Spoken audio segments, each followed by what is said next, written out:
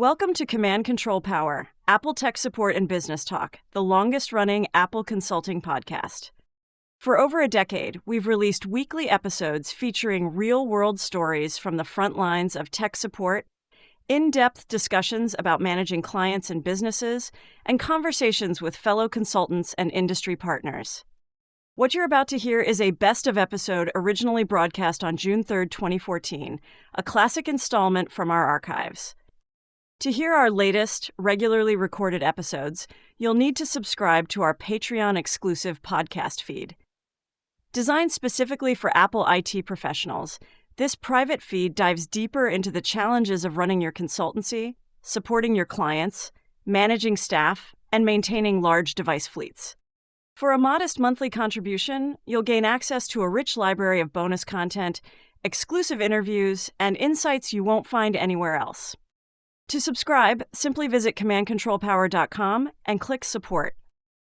So as we record, it's the day after a WWDC keynote, and Yosemite is hot off the presses.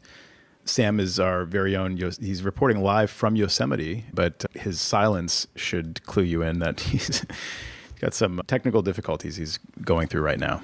He's radio silence at the moment, but Sam will be dropping in and out as he wades through his toxic Hellstew of a Wi-Fi connection. But I had heard on another podcast that Mark Gurman had confirmed that Skype worked fine in Yosemite. So Sam is our test bed for broadcasting in Yosemite. Thank you, Sam. And truth be told, it has more to do with his network connection than anything else. But in any case, enough behind the scenes. So right before we went on the air, Joe and I were discussing some of the ways to get more visibility and more traction for your website. And we talked about this in the past at previous shows. We've touched on this topic, and I still wholeheartedly endorse using lynda.com videos. They were really instrumental in helping me tweak my website for SEO, and also just to get the feel and the lay of the landscape for using Google Ads. And I think extremely valuable. We were speaking out how the landscape too gets a little bit more competitive. There's more people who are interested in Macs and Apple products. And as that interest increases over time, you're going to find more and more people perhaps that you're competing with, either visibility with a storefront and they're also doing consulting, or they're just simply a new consultant that shows up on your consultant locator, and you're like, who the heck is this? And all of a sudden you're competing for jobs with this person. And it's really important that we get a sense of how to do some self-improvement, and we could take money and throw it to the jackals, Joe. These guys will come and they'll knock on your door and they'll tell you that they can do all kinds of white hat SEO and give you all kinds of social presence. And you have to weigh in your mind too, like how valuable is it for you to, let's say, run ads on Facebook? If the focus of your clientele is business or small business, it may not be that lucrative to run ads on Facebook for people to find you. Again, if you do a lot of residential work, that might be a perfect entree. And there's certainly not a lot of people that you would be competing for. And I would imagine just like with Google Ads, you can target through location who those ads are fed to. So somebody in Madison, Wisconsin is not going to get a Facebook ad for me doing service in Madison, Connecticut. But like I said, you could certainly give money to these companies who will be glad to take it and keep this opaque distance from you to not really let you know what they're doing to optimize your website or get you a little bit more socially integrated. Or you could just pull yourself up by your bootstraps and dig into some of these lynda.com videos, and all of a sudden, boom, you're empowered. So I'm all for that. Yeah, it's great advice. And like you said, the return comes when, you have a client request and you can help them down the road at some point with their own SEO or just in general marketing and things like that. And if you've had some experience going through the motions, learning it yourself, seeing what works and what doesn't on your own site, you can then advise your clients and recoup some of the initial time investment by selling services around it. So it's always a great side benefit. Or help your fellow consultants. Yeah, exactly. Sam's back. I'm back. So how's Yosemite treating you? So far, my only issue actually with all my restarts of Skype when I was going through my issues was it wouldn't register my microphone each time I started it up, which seems to be a Skype issue, but it only happens in Yosemite. So I'd have to unplug my USB cable, plug it back in, and my microphone comes back. But other than that, it's pretty cool. I was testing it out today, going through, getting used to the whole spotlight being in the middle of my screen sort of thing. And it's a little weird, but getting used to it. And of course, the design of the icons and everything, the changing look is taking a little getting used to. But I'm not running it full time, just so everyone knows it's not running full time on my main machine. I'm testing it out today. There's too many things I think that are broken. But did you get a chance to launch server at all? Because I know that was also available as a download from the developer's website. No, but I'm definitely going to do it tonight. Yeah, I'd be because I want to give it a shot. Taking a peek at that and seeing exactly what little treats are in there. They say mail's a lot better too. I'm interested in seeing just how stable mail is. Yeah, did you pick up on that when who was it? Was it Craig Federighi that was talking about some improvements in mail, and it was like it can send and receive messages reliably or something. And we've also added this other iCloud, what is it called? Mail drop feature. Yeah.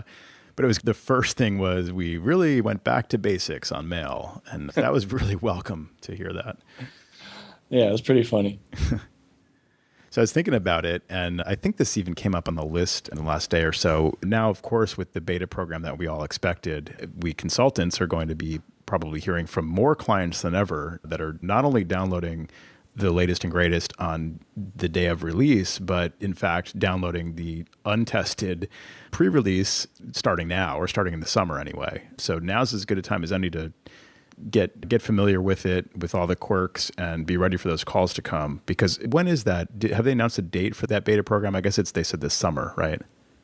Yeah, I don't think there was an exact date, was there? Yeah, they have not. And if you even signed up for the beta for OS 9, you can't, or that's 10.9, you're not even getting notifications for that yet. That hasn't even launched. And of course, they're limiting Yosemite to the first million? Is that what it is? That's right. Yeah. Which I'm not sure how they would track that anyway. I'm not sure what that means, but I suspect you'll have to. I haven't signed up yet because I'm the dev program, but it's probably tied to your Apple ID. I assume you have to sign in to sign up. Has anyone actually done that? I haven't signed up yet for it. I have not either. No, in the developers, it's just an available download, though. Right. No, for the public beta program. Okay. I assume they're going to require an Apple ID sign-in to be able to sign up, so they'll probably limit it that way. I see. But yeah, my clients are going to take the first probably, 1,000 seats or so. So just advise your clients accordingly. They're going to move fast. They're going to move fast, yeah. I have you know how like certain people come to mind when you think about pre-release or day and date like installations. Yep. The clients that you're going to hear from about this public beta. And they're of course going to call you wondering why things don't work. I don't understand it. Can you troubleshoot this? Agreeing with Kim, why would they let people just run betas? Why is this happening? It's interesting. I have a client and they do a lot of creative work and they just moved to a new facility, and we had on schedule that I was going to come in and take any machines that weren't on Mavericks and I was going to upgrade them, and then they were going to have their whole team download Creative Cloud, and we were going to make sure that was working. And so I got an email this afternoon that said, we're going to do that ourselves. And I'm like, okay, that's great. Please feel free to reach out if anything doesn't work out for you. We'll be here to help. And then within 5 minutes, I got a follow-up email that said, now, should we install Maverick server too? And that's when I lost it. And that's when they got the toxic hellstew of an email from me saying, under no circumstances do you touch the servers. And if you do, I am not responsible. And just boggles the mind that even how did that transmission even reach me? That was from their art director, by the way. Yeah. Should we upgrade the server too while we're at it? Yeah, go ahead. Yeah, dive right in. Go for it. Oh, man, you got to love it. Yeah, as Alan mentions in the chat, in an hourly support world, who cares? Because it's another 15 minutes or hours of billable. But for managed service providers, you should have a clause that says we don't support beta systems. Hey, or if we do, it's certainly not included in your managed services contract. And if we are to support it, you're paying our full, whatever that sort of maxed out rate is or whatever. They should call it the numbskull clause. Yeah. So much of this is about training your clients. And there are some that are just untrainable, but so much of this is keeping them informed about what they shouldn't be doing. And you get a decent percentage of feedback of the people that understand it. Like the guy I was talking to you about last week, your client, Joe, this is why Joe tells me never to do upgrades. So you drill it into their heads enough, and some of them do understand the concept, but yeah. You're always going to have those bunch. He's a great guy. He's the best. You're right. He's a perfect example because as great a person and as enjoyable a client he is to work for, he doesn't get it, obviously. And it's sometimes clients just don't. They remember that after the fact. They're like, oh yeah, that's one of those things I shouldn't have done. Too late now. Yeah. Yeah, there's a lot of clients that are comfortable with managed care, and they take solace in the fact that you're like overseeing them and their systems and their computer. And there's other people who are rogue. It's the same people who say, I could go to the doctor and have them cut out this wart, or I could just do it with my Swiss Army knife. And then you go to the ER bleeding. That's right. Uncontrollable bleeding, yeah. Oh, man. It's true. Yeah. You guys just gross me out. Yeah, we've had some of those lately with clients that just, you wish every client had an understanding of like how to get help, how to help themselves, how to get help in the best way. And some of them just wait. I've got this trackpad issue. It's been going on for months and I'm leaving the country in 2 days. Can you fix my MacBook Pro? It's no, we don't have that part. I don't even know what part it is that needs to be replaced. It could be your battery, it could be the trackpad. It's like plan ahead for this kind of stuff. And then we get the clients I was mentioning before we went live. Sometimes clients just call like repeatedly and you're doing something else and you see the call coming through and it's just 5 calls in a row. And do they mean to do that? Do they mean to like really annoy you? Or do they think maybe I dialed wrong or maybe they didn't get it. You try to give them the benefit of the doubt, but it just seems, it just doesn't, I don't know. It's just hard to support some people no matter how you look at it. By the 3rd or 4th call, that makes me less inclined to pick up, even if I'm now sitting with my feet up at my desk. Right. I'm like, now I'm not picking up. That's done. Yeah, now I'm definitely not going to help you. Yeah. Right. Is this behavior supposed to endear me to you even more? Or do you think I'm going to be repelled by the fact that you called for 5 times and I still haven't picked up? Exactly. Yeah. It's just too funny. So it seems like it comes in waves sometimes. Like I get a week of just everything is like easy. The work may be challenging, but the clients are easy. And then there's a week where everyone is just being difficult for no reason. Those rough days, rough patches that you can have. Definitely. So anyway, anything else on Yosemite? The thing that I was excited about was continuity. It seems like just a no-brainer, awesome feature. And that's not in the betas, right? Like you're talking about handoff?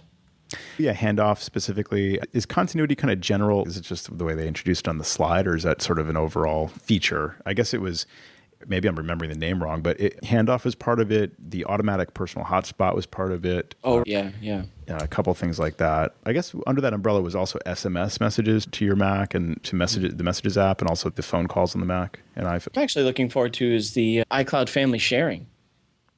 You guys see that? Yeah, that's pretty cool too. But you have to use the same credit card, right? Yeah, but you can be in charge of the purchases, and then someone with an account that's under 13, they have to request that you can set it up so that they have to request to allow them to buy the app or music or whatever, so you can manage it for multiple accounts. Yeah, that thing where you could get an alert and like just allow or not on your phone. That's pretty cool. Yeah.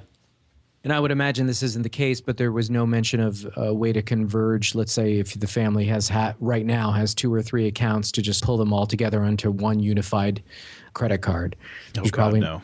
Yeah. That's been, we've been hoping for that for 10 years, like merging multiple Apple IDs. Is that what you're?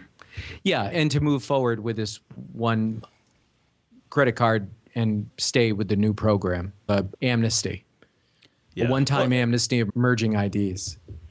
So you're talking about literally merging an ID, not just adding them to the family sharing plan. Merging the purchases more specifically than the IDs. Oh, yeah. Okay. Yeah, because the thing you get into, I have an example of this at one client where they went from a POP email address at a local ISP 10 years ago. We switched them over to a .Mac, MobileMe, now iCloud address, like maybe whenever, I guess, .Mac came out or something like that. So they have these purchases like movies and things that they bought way back when on the original ID. And you can't, the crazy thing is if your new email address is an iCloud address now, you can't like migrate from your old one to your new iCloud address. Is that true? I'm pretty sure that's the case because it's already its own Apple ID. Whereas if you switch from a Yahoo address to a Gmail address, you just update your email address on file with Apple, and now all your purchases migrate toward the new email address, same Apple ID. It's all under the same umbrella. But the problem is most of our clients are switching to something like an iCloud address, and that doesn't work in there. You can't just change the email address from your old Apple ID to the new iCloud address. So they have to have these two IDs, and they want to watch a movie on their Apple TV, and they can get into purchases for anything they've purchased more recently under the new Apple ID, and they can just select it and press play, and they're great. And if they want to watch a movie that they have on their Mac that they downloaded and purchased under the old Apple ID, they have to go into computers, movies, and look for that movie, and the computer has to be on, and it has to be on the network, and it has to be under iTunes has to be running. So there's like little stupid things like that where there's just no solution. Yeah. So just let me just say, hey, that was me too. I own that. Just migrate all those purchases into a new account under the same umbrella. Just kill the old account. It doesn't seem like it would be that complicated, but then again, there's a lot of probably exceptional cases that they'd have to figure out, like edge cases. Exactly. Yeah. A lot of moving parts behind the scenes. So that amnesty program would be extremely difficult to execute. Yeah, and we know how difficult it has been for Apple to execute, I don't know, like cloud service type things, right? So I don't have a lot of faith that we'll ever see that, to be honest. Come on. Have a little faith. It doesn't affect that many people, right? Or the people that it affects. It's the situation I described where the solution is just buy the movies again under the new account if you want the convenience of that, or tough luck. Yeah. So I think one change that they announced yesterday that will have a profound effect on us dealing with our residential clients is the photo storage and the document storage through iCloud. I think that'll have just far-reaching and far-lasting effects and just liberating a lot of our clients. I had a client who reached out to me yesterday, and she said, I don't know what happened. I plugged my phone into my MacBook Air, and now my MacBook Air has no space left. She goes, it just completely just dumped everything on the phone to my MacBook Air. And I'm like, I don't know. You probably did a backup, and she's, no, I'm going to email you another picture. I think I found the culprit. And it's that little keychain adapter where it's lightning on one end and USB on the other, and you could clip it onto your keychain. It's one of those little shorty things that they've been selling. Yeah. Yep. And she thought that device somehow triggered some mysterious dump of her iPhone to her MacBook Air. And so I said, you try to start to delete some documents. If you can get the deletion process in place, keep on deleting stuff and see if you could free up enough space so you've got enough headroom for your Mac to start operating normally again. But she was definitely in a lather over it. And immediately you think, I've got to come out to the side, I've got to put the thing in target disk mode and manually just go in there and start yanking stuff out. Yeah, and it's easy for clients to get into that situation. And it reminds me of this story I always hear where clients were like, oh, no, I'd never plug it in. I'm just afraid that's going to screw everything up. So they've never done a backup. They've never imported photos. It's all just on the iPhone as the iPhone was from day one. And they're like terrified. They're like, I don't want to plug it in because I don't know what's going to happen. It's going to screw everything up. What's going to happen is your iPhone's going to die, or you're going to drop it in a puddle and you're not going to have anything backed up. So yeah, I've been a bigger fan. I'm a convert to the iCloud backup because on the trip I went on recently, I thought I'm not bringing my MacBook Air. So I want this stuff backed up as I go. I want, especially the photos. That was the main thing. Or also if my iPhone just stops working coincidentally, I'm going to want the ability to restore from backup. So that's what I did. I turned on iCloud backup and I bought about 50 gigs of extra storage, and it worked out great. And I think that really, previously I haven't been the biggest fan of iCloud backup. I thought the iTunes backup gave us more control and all this stuff. But I think iCloud backup does a really good job, and it's just such a no-brainer for clients to use that as opposed to backing up to a Mac. Yeah, exactly. No, I totally agree. Sometimes when you're at the client site, though, you need to do something really fast, and they maybe need to update their phone, and they've been afraid to do it, so you have to do it. So then you've got to make a local backup. And one of the things that always terrifies a client before they make that they try to make a local backup, but when they get the message that there's either apps or songs that have been purchased on the phone that haven't been that have not been downloaded to this computer. Before you upgrade, make sure that you back up the phone to the computer so that the apps get integrated into the Mac itself. And that just completely just blows their mind. They just don't know what that means, and they're paralyzed. They don't do it. They don't upgrade their phone. They just unplug it again. Exactly. And walk away. Yeah. Or then they try to enter a password, and then they find out they can't authorize their Mac because they've already authorized 5 computers, and who knows whose computers those are anymore. And that's another stopping point. And this always prompts the question. It's like, how do we explain what the point of iTunes is? How iTunes comes into play here? Because it used to be like, that's easy. It's like how everything syncs, and it's where your phone backs up, and it's how you get stuff on the phone. But I can't think of any reason why clients even need to plug into iTunes anymore.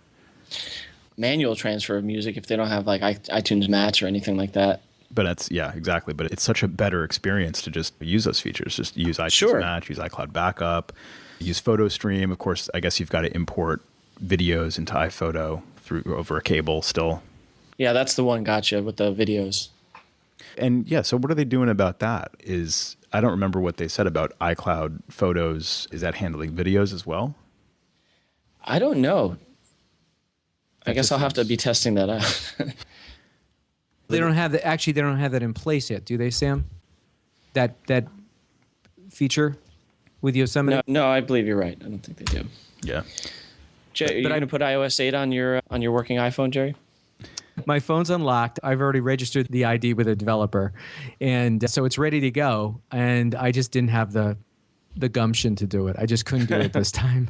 I was really looking forward to that. I went through so much grief the last time around. So I don't think I can suffer that much the way I suffered during the last updates. No, I'm going to sit tight for a little while. Yeah, my policy tends to be wait for the GM for my phone. I don't have a back. I guess I could probably scrounge up an older iPhone that I could test it with, but like they're supporting the 4S and stuff like that. I could definitely test it on a 4S, but I don't know.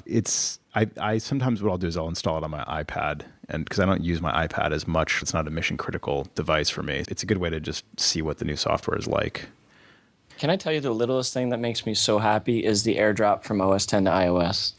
I know. That's such an obvious feature. I can't even believe it was like a slide. It's just that should have been there from day one. Yeah, and it works with iOS 7. I just tested it out today. Oh, that's cool. That's good to know. That is good to know. Because wasn't there a message that you got initially in Yosemite, I think if you fired up Mail, where it told you that any features that were in Mail would not transfer over to earlier versions of any of the operating systems? Did you see that, Sam? I did not. I just set up a quick Gmail account, but no, I didn't see that. I did not import any old Mail accounts or anything. But with AirDrop specifically, I was just testing transferring of files between Yosemite and my iOS 7 device, and I was just happy that it popped up no problem. The days of emailing yourself are over. Yeah. Hey, do you guys know where, I read this on Twitter earlier today, but do you know where the Yosemite name has come up before with Apple? Oh. Yeah, one of the builds of, yeah. Wasn't it a G3? The blue and white G3? Yeah, man. Is that right? Oh, man. Yeah. I'm on That's fire. BS. You just looked it up on Twitter. I swear I did not look it up. The blue and white. I don't have a blue and white in here. I got to find a blue and white and get it in here. That'd be a good one for the Mac Museum, an iconic design. That's pretty. My Mac Museum is partially in my garage, partially in my storage unit, partially. Yosemite. Wow. Yeah. It's not the Mac OS 10 weed, huh? Just as a sidebar to our conversation, I had the opportunity to go into the Apple Store. Had a great experience with the business team at one of our local stores where I brought 2 separate machines from 2 different clients in, and they just took them in. No problem. One's under warranty. This one we'll take a look at. We'll get back to you.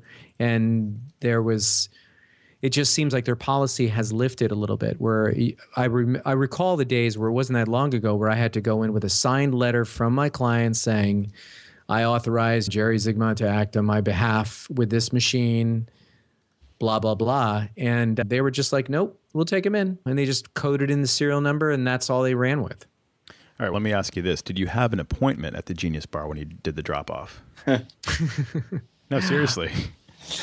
Yeah, I reached out to the business manager and told him I would be coming in the morning, and he hooked me up. So I remember the days of doing a quick drop. They used to have a thing called You mentioned that. Quick drop. Yeah, you just reminded me because I meant to add this to the show notes. Yeah, I had the opposite experience at the Apple Store. Recently, right? Yeah, like last week. So I was on site, and one of the things I was to look at was a Retina MacBook Pro from, I guess it was probably the first, I think it was the first Retina MacBook Pro, like mid-2012, I want to say, something like that. And this was the daughter of a client of mine, and the machine, she had been using it, and it just froze or shut down. I forget which. And she went to boot it up, and it just gives 3 beeps at startup. So that's sure enough. I get there, I look at the machine, and it's just giving 3 beeps at startup. And that to me says RAM. I don't think that can have any other symptom. Maybe is that just a power on self-test failure, or is that, I think that's just a RAM failure, right? Yeah. The 3 beeps, yeah. That's what So it's RAM. So, it was like a pretty clear, it's about as clear as it can get. So I said, okay, this is a RAM issue. It's a Retina machine. The RAM is just part of the logic board. So there's really no recourse we have other than let's bring it to Apple. Was not under Apple Care. So I said, let me just bring this with me. She was in a town that has an Apple store close by, but not close to my office. But I figure while I'm working on this machine, the client wasn't home. I figured I'll just bring it to the Apple store as a courtesy to her, and then she could pick it up when it's ready. So I look online, no appointments until 4 p.m. or something, and this is at 11 o'clock in the morning. So I thought, all right, I'll just pop in there. I'll do a quick drop. I already know what the problem is. I'll just tell them it's giving me 3 beeps, let them diagnose it, confirm that, and then give her the price, and she can decide whether to proceed with the repair. So I go to the store, and I said hi to the business manager, just quick chat with him. And I head over to the Genius Bar, or the check-in person, whatever you call that person there with the iPad and all the power in the store. And he said, oh, no problem. We just can't get you on there until later this afternoon. And I said, listen, I looked. Do you know who I am? Did you give him that? Do you know who I am? What's that code we have to say? Like, I'm a VIP, I want 20% off or something like that. Right. And I said, I know. I looked on the website. I know there's no appointments. You guys must be pretty busy. I just have a machine. It's giving me 3 beeps at startup. It's indicating a RAM issue. I'm a member of the Apple Consultants Network. I'm just dropping this off on behalf of a client. I just want to do a quick drop. And he says, Apple what? Yeah. He's, what? No, hold on. He said, no, we can't do anything. And I got to get you on the schedule. Can't get anything on the schedule until this afternoon. Can you just come back? And I'm like, no, I'm far away, whatever. This is after like taking 20 minutes to find parking. I'm already like, okay, this is like turning into no good deed goes unpunished kind of situation. And he says, I don't know what that is. I just started 2 weeks ago. I'm like, all right. So I go back to the business manager. I'm like, okay, thanks anyway. I walk away, go back to the business manager, and I say, hey, they're saying I can't even drop this off until like later this afternoon. I know what the problem is. I'm trying not to be like, I know what the problem is here. I'm trying to explain I think it's a quick thing. I just want to drop it off. Like I don't want to do troubleshooting. I don't really need to take up anybody's time, that kind of thing. And he said, yeah, no. And I said, isn't there a thing called a quick drop? And there used to be a thing called a quick drop. And he said, yeah, corporate directive, something. And I'm like, oh, man. I'm like, you really can't. I'm like, I'm all the way down. I'm like a half hour away. I just want to drop this off for a client. You really can't do anything. And he goes over to talk to the head genius for me. And he's talking to him for 5 minutes or so. He comes back and he says, yeah, I just can't do anything until this afternoon. And I'm like, all right, it would have taken less time for me to just hand the guy the machine and say, just let me fill out the form or whatever. So all that's to say, basically, as far as I know, you can't do a quick drop anymore. It used to be you could just pop in and say, look, I just want to drop this off, have you guys diagnose it, and then get back to me. But apparently they will not do that anymore. Man. So hopefully that will save someone else some time. But Jerry, you're right. The business manager said to me, next time, just give me a call real quick and I'll see what I can do. Because I got the impression like if I had called even with 15 minutes notice or something, like he could have probably been ready to meet me and just take the machine facilitate it somehow. Interesting. I'm surprised about that. It seems like the business manager he had to check with the Genius Bar guy. Like he couldn't just override him and say, hey, I'm the business manager. I'll hook you up. Yeah. Exactly. I can't, like he was like, I don't know, bowing to whatever the Genius Bar guy said, which is just so strange. Which shows you like the hierarchy there, or either that, or it was one of these things where it was like they're having one of these like phony conversations, like, "Hey, pretend I'm talking to you about something. How about that game last night or whatever?" And he came back and he said, "Yeah, no, I can't do it." So he's like, "How long can I keep this guy standing there?" But it was like I just was frustrated. But I'm like, I'm not gonna. I don't want to make a scene here. I left with the machine in my hand, like this is not gonna go well. And so then I thought, I'll just depot the thing. So I get back and I call Apple. I get a box shipped. It shows up at 9 o'clock the next morning. Ship the thing out that day. And they just do a flat rate repair, which probably would have been cheaper given that it was a RAM issue than that would have had been remedied by replacing the logic board. So the flat rate would have been cheaper anyway. Apple Store probably would have had to depot it to get the flat rate, is my understanding. So I figured this is a perfectly good solution anyway, but it's like silly the way it all played out. Yeah. That's frustrating as anything. Most recently, I was in one of the stores, not to dish on the stores, but it's just interesting if you just take a moment, and I'm not talking about the people coming in with the iPhone issues and coming up to the desk and waiting in line, but you look around and people are listening to these guys in blue shirts, and they're all well-intentioned, but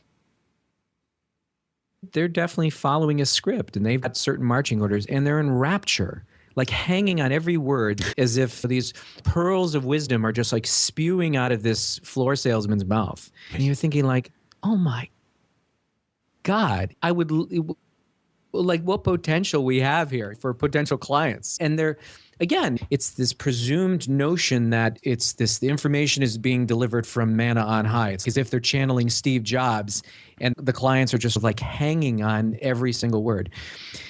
You got me going. Yeah, no, you're totally right. I have a client, I've seen that. Very nice guy.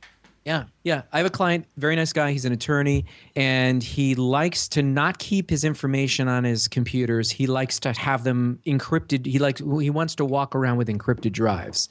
So we schedule a meeting, and again, I've seen him once or two times, and he bought some of those LaCie rugged drives, the orange ones. Oh, yeah, with a Thunderbolt interface, the small 2.5. And he said, you need to encrypt these. I said, well, we can do that in disk utility, but it's going to take a long time because it needs to go through every single bit on the drive, and you've got 1 terabyte drives here, so it's going to take hours to encrypt these drives. But once they're encrypted, it's a secure password. And so I said, I'm going to be respectful of your time, but this is what we'll do. We'll get them both going. You've got to leave your computer running. We can't let it sleep, and we have to go through the encryption process. So I get an email a couple days later that he's saying it didn't work, and I'm like, we could schedule. So months later, so I'm into the Apple store just a few days ago to drop off these 2 machines, and I'm talking to the business manager. He goes, yeah, I want you to come over here and meet this guy named Steve Jobs. And we're going to have to strike that name for the show, Joe. Do an edit point here. You live listeners get the treat. You didn't hear anything. He's got his back to me, and he's in a T-shirt and shorts. And I normally see this guy. He's an attorney, so I see him in suits most of the time. And I turn around, and I don't put it together that I know this guy. I'm like, just before I automatically, like a drill, it flies out of my mouth. Very nice to meet you. And my hand's out, and then I'm like looking at him like, wait a minute. And they've got one of the geniuses from the bar talking to him, and the guy looks at me and he's like, dude, do you know any way like you can encrypt a drive? And I'm thinking like, wait a minute, this is some weird scene. So I said, you can encrypt a drive with disk utility like we talked about, right, Steve? And there I go with the name again. Yeah, you just bleep the name out, would you please? Okay. All right, thank you. And I said, or you could buy a pre-encrypted drive from someone like, and the genius had no idea. I said, someone like Iron Key. And they're like, what? Who? And I'm like, Iron Key, that's part of, that's their business. They make encrypted USB drives and hard drives, and this is what you would want to get. But I walked away from and he walked out of the store. He didn't even give me the wave or anything. He just left. And it was just like such a weird thing just happening that.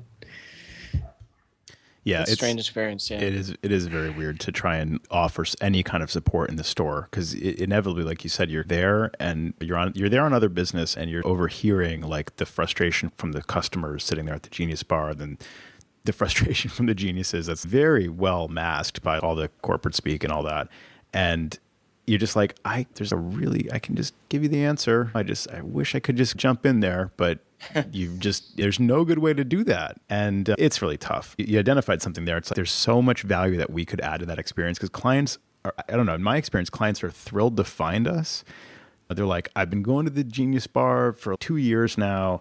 And they're getting a lot of good help too. Don't get me wrong. I'm not trying to knock the Genius Bar, but there's stuff that's just not appropriate to deal with in the mall in general. Yeah. And there's just like, I had one recently, and this brings up another thing I wanted to talk about.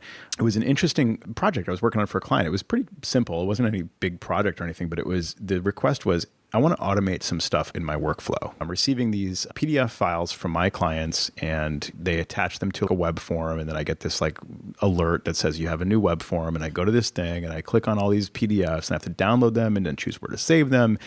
and Adobe Reader's getting in my way, and like I'm saving them, and then I have to combine them into one PDF and then email that link and all this stuff.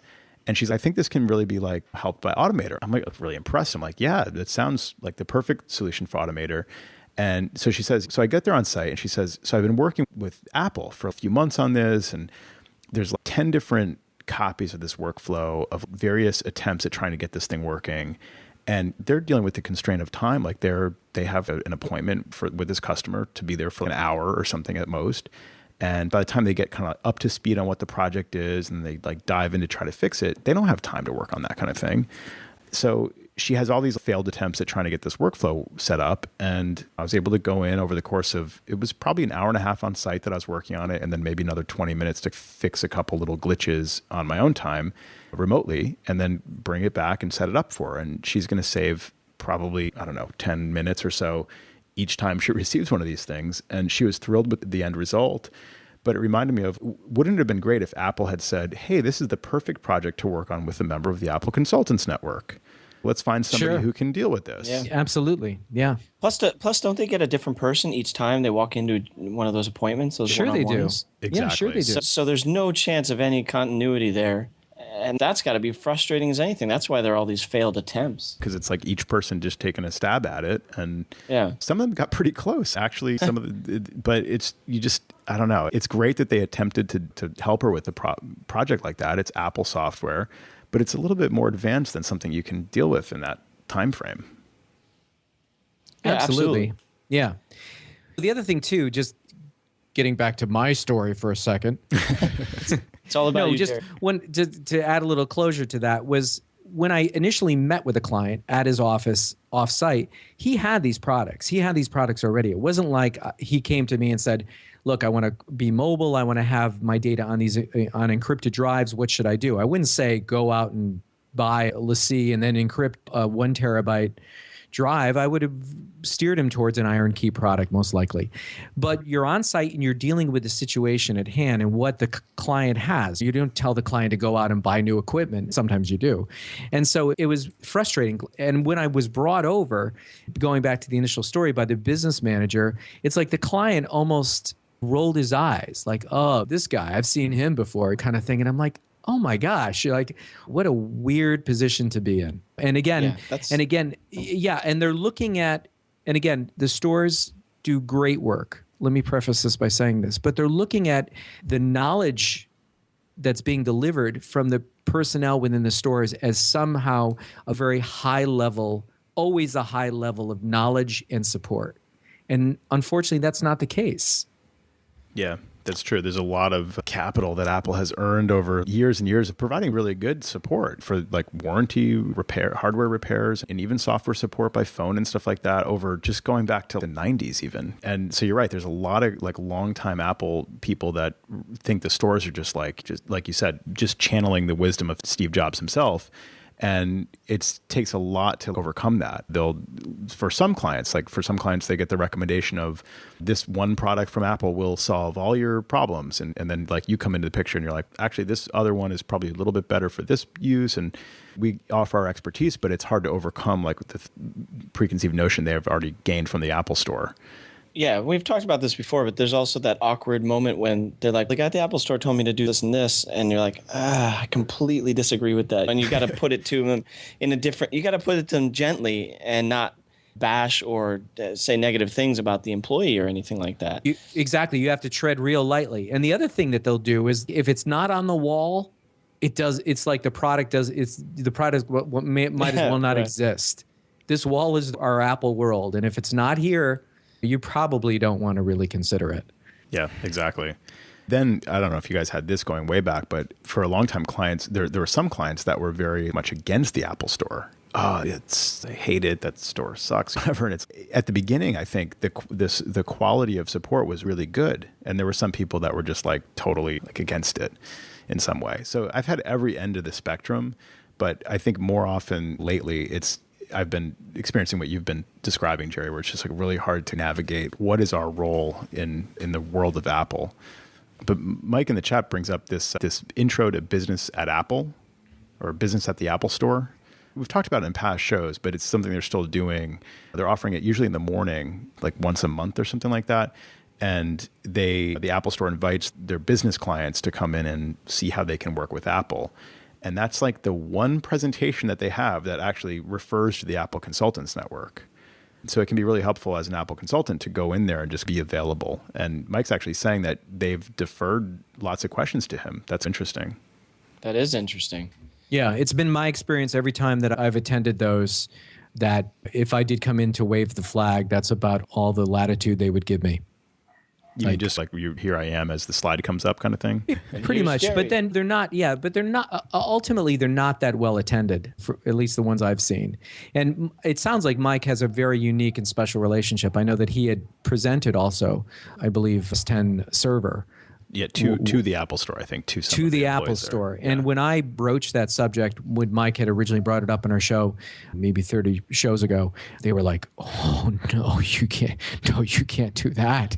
No, you present slides and no, exactly. No. That's." They all have a good chuckle about it. I'm like you, Joe. I tend to tread really lightly in those stores, and I'm very happy to help and smile, and because certainly one referral can make all the difference in the world. So I try to be as helpful as I can. But it's a very fine line we have to walk if we do decide to make ourselves visible in the store. I probably don't spend as much time in the stores as you guys do. And I oftentimes regret it. I always feel like I should set aside the time to go in, show my face, be more accessible, all of that stuff. Because the one time that I did get to present, this was a couple of years ago, I got a pretty decent sized client out of that one. And those rare situations where you do get to be involved, you can get something out of it. I know there's frustrations there, like Joe and Jerry, you guys have mentioned, and certainly that's ongoing. But I wish I had more of a relationship with the stores. I just don't these days. What was that, Sam? You presented something to the Apple Store? Yeah, this was a couple years ago. We presented. It was just like an overall presentation for people to attend. It wasn't about server. It was just about like everyday uses of OS X. It was like a really generic presentation, but we ended up getting this was, I think, 3 years ago, a longstanding client that's now growing, and we've developed a lot of business from that. There was I'm sorry, go ahead. No, I was going to say, but there's nothing been since then. Right. This goes back maybe 6 years ago. I saw a presentation by someone in our area who's well known in the ACN community, Adam Schechter, who had the distinction of actually providing IT support for Martha Stewart before she was incarcerated. But he presented in the Apple Store, and that was by no fault of his own. Yes, right? no fault of Adam's. Not that we know of. So it was a common thing to have an ACN come in and present, and that doesn't seem to be the case. Nope. I did get to present an app spotlight. God, I did a couple of them. The last one was probably about a year ago now. And there was one before that was much better attended. But an app spotlight is if you have knowledge to offer on a specific application that, can benefit Apple users, you can present a presentation to the Apple Store, to their customers, and for the business team about that app. So in this case, it was about Lightspeed. Lightspeed approached me about it and set it up with the Apple Store and facilitated it, put us in touch, and then we set up a date and made it happen in both instances. And so I'm not sure if there's a way you can approach them directly yourself. I'm sure it wouldn't hurt to offer it. But I've seen app spotlights be offered about daylight as well. Have you guys seen any others? I know that is considered to be the exception. And I know that I know you have done those before in the past, and they would still welcome you to do that. The other one I saw was a guy who travels mid-Atlantic and eastern states, a guy by the name of Jeff Hayner, who's a daylight trainer specialist, came in and did he did one down at the Stamford, Connecticut store, and he's also done one recently in New Haven. Yeah, that's the one I was thinking of. You mentioned that one to me, Jerry, the New Haven one. And so I realized they do lots of different apps. I'm not sure I haven't seen any other apps come through. I'm not sure what else would be appropriate to that. I mentioned FileMaker does. Oh, that's a good one. Yeah. So yeah, any gurus, if you have like a specialty in a certain app, that would be a good one to offer to the Apple Store. Except for server. Yeah, that's true. You can go in and present Cario Connect.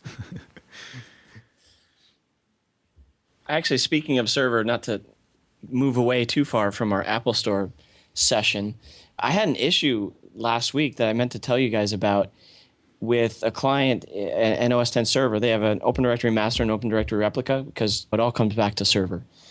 And I went in and they were saying they were having issues randomly authenticating, like they use network accounts, and some of them would have random issues authenticating.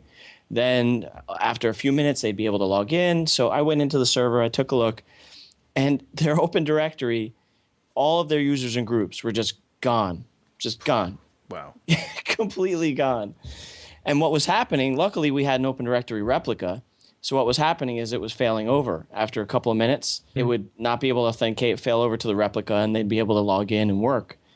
But it was crazy to me. This is Maverick server, which I not too long ago had finally taken the plunge for this particular client and upgraded them to. And I just couldn't believe it. I did a restore of OD. It came back. Everything looked good. But the pure fact that could happen, and imagine if that was my only server and I didn't have a replica, was just craziness. It just vaporized. Yeah. Vaporized completely. Exactly. Wow. And you know what? And there's one thing, and I had to travel, so I didn't get a chance to dive too deep into it, but I have to check the logs and take a deeper look to see if I can find out anything about why that occurred. But it was just insane to me. I've seen that happen in 10.6, but not since. Wow. That's powerful stuff. Yeah. It's bad mojo. Yeah, really bad mojo. Thank goodness for the replica. Yeah, no, definitely. Wow. Oh, Kevin was saying he's seen it happen twice. They just vanished. That's not good. No, that's not good. And Kim's asking, did I find the cause? I haven't yet, Kim. I gotta sift through the log files now that I'm traveling right now. So when I come back. So I have a client that has some kind of scanner. Man, I can't remember what it is. I think it might be, God, I'm not even going to guess. I think it was like Toshiba or something like that. Do they even make printer scanner units? Anyway, and it doesn't even matter. But the point is it's authenticating to a Maverick server using SMB, and it's working, but it will just eventually stop working. We don't know why. We can't figure out why. And a reboot of the server fixes it. But when the scanner stops being able to authenticate to the server, we're able to authenticate to the server using SMB from a Mac, but using the same username and password that the scanner is using. So this is just, I don't know, I feel like it just comes to mind because it's another example of the instability, I feel like, of later versions of servers since 10.7, basically, where I feel like it's just, I don't know. I guess, Sam, you're describing a problem with, was that a 10.6 server? Mine? No, Mavericks. Yours is Mavericks. Okay. Jerry, you said you haven't seen that since 10.6. 10.6. All right. But I'm thinking 10.6 always, to me, seemed like more, I don't know, just reliable. Like you can at least the last good stable one. Right? Is that still the case?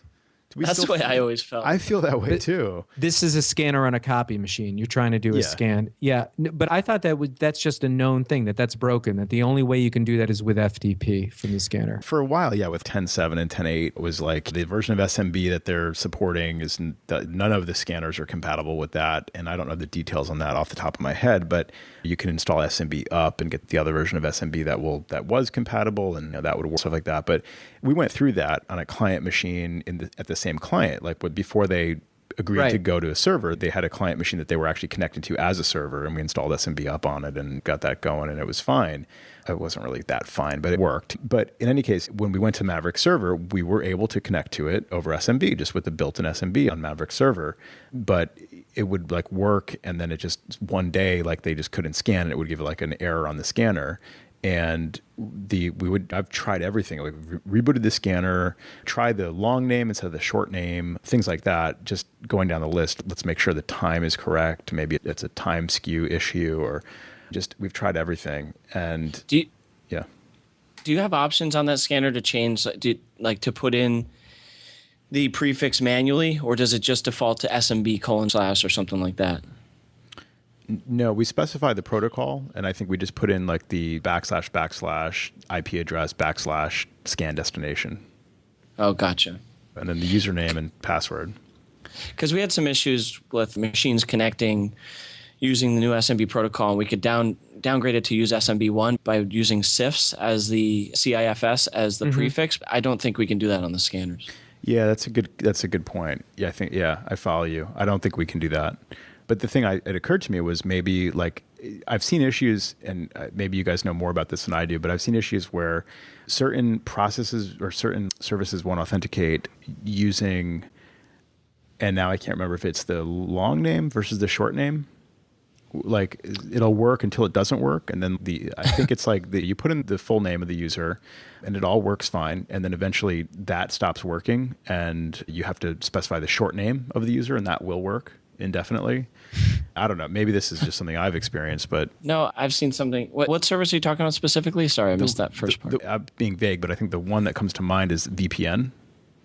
Yes, exactly. Yeah. Short name is like always the stable one. Exactly. And where is that documented? Yeah, nowhere. Maybe it is. Maybe I'm being stupid, but so that was one thing we tried. It's just like a list of things that we tried. So the end result was we just configured the server to reboot like every Friday at 11:30 p.m. or something like that. Oh man, it's so frustrating because I feel like 10.6 could run for like months on end and never have an issue like this. Yeah, I mean, I know we've done this dance before, but it is like frustrating when I have to explain to the client when they're like, what's going on here? And I'm like, unfortunately, these are Mavericks issues. And it's frustrating because we made the ultimate decision to finally upgrade them. And now we did. And there were a number of reasons why we had to at that point. But now that we did, they're like, what the hell? And they look to me to say, you brought me up to this operating system. What gives, man? Yeah, and at the same time, what are you supposed to do? How long Right. can you maintain 10.6 on decent hardware? Yeah, and what kind of prompted this was we had gotten an influx of a bunch of new machines that were all Mavericks. I'm like, we're going to start moving to a level playing field here, and let's make it happen. So we did, and it's not like the end of it. It's not like they're breaking every day, but it is just frustrating to have to deal with those calls. Yeah, there's more of those like glitchy things than I recall in 10.6 anyway. Yeah, exactly. But here we are talking about just harping on Maverick server and whatnot. On a lighter note, those of you who watched the keynote, which is probably most of you who listened, if you haven't had the opportunity, you've got to go over to Jonathan Mann, who is this song a day guy. And he wrote this fabulous song about Fred Federighi and the keynote. And it's just absolutely fabulous. We'll put it in our show notes, and I'll put it out there right now for the chat. But if you haven't listened to this one, it's really wonderful. Yeah, you must listen. He was Craig Federighi was on fire he was like, I think he had probably the most camera time, right? He did 5 different segments of the keynote. Yeah, he did a wonderful job. I mean, really very charismatic. Yeah, and lots of humor. And it was good humor. It wasn't like they tore into Windows. They really didn't have to. And it was just really refreshing to see all the developer news come out, and that they didn't have to focus on the stores, and they didn't have to focus on the number of apps sold, and they didn't have to focus on the acquisition of Beats. And it was just all good developer stuff, and that was wonderful.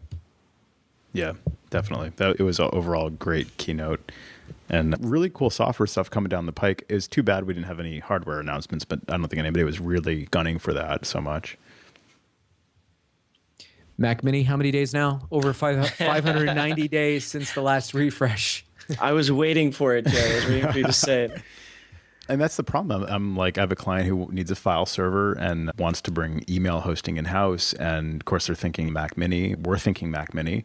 It's 5 users or something, under 10 users, something like that. So we're like, what do we do? Do we recommend a machine that's like going on 2 years old at this point? Or do we recommend waiting? Or do we go with a Mac Pro? I don't know. Yeah, it's a fine line to walk there. It also, like with people that are in need of an upgrade in my clients too, it's, what do I say? And the Mac Pro is too much for, what do you say, 5 users, Joe? Yeah, exactly.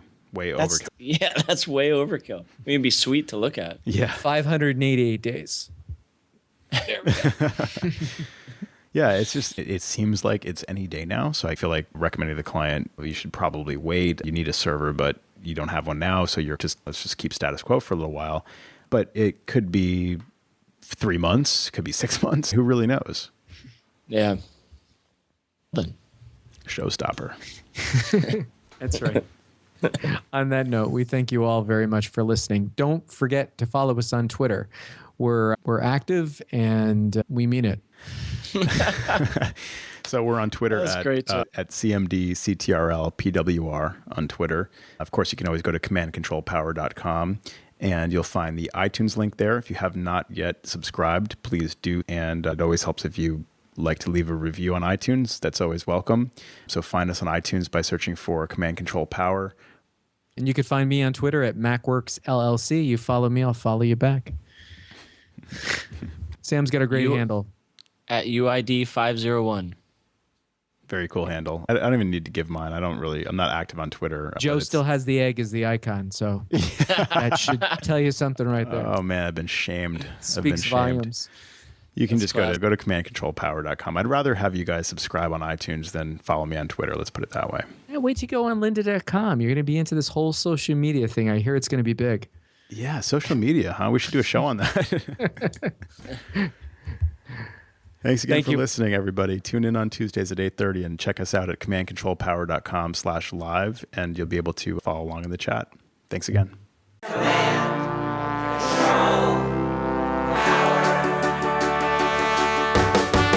Jerry does his voices of customers of all kinds. Am I on the cloud? Joe spins his